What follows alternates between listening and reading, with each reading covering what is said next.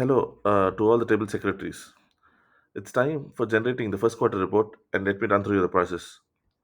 After you log in, first of all, check whether you have completed 6 business meetings for this particular quarter, that is from 1st of July to 30th of September 2023. This will include your table AGM as well. If you've completed more than 6, not a problem. 6 is a minimum mandate. So once you're done with 6 meetings, click on the minutes tab and press quarterly report. So please check, it would have been written quarterly report 23-24, which is this particular year. Click on generate Q1.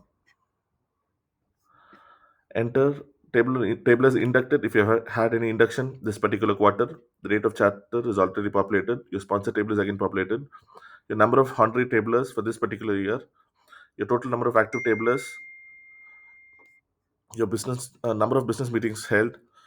You can upload the front cover image. Clicking this particular option.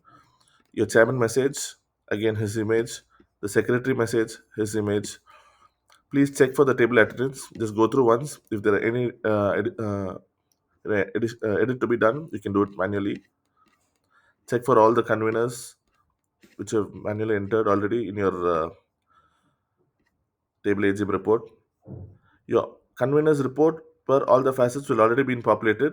If you have done a meeting, say on September 20th, and you have done any particular event from September 20th to 30th, and you want to get it updated in this particular quarter, please make sure you add it as a separate report using this convener summary.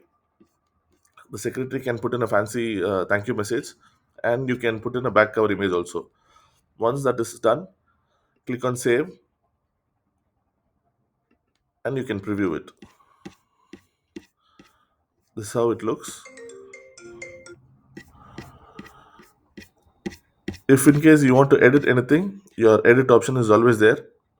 You can edit it again run through the process and download it as a PDF. Any doubts, please put it to your AST and he'll be able to help you.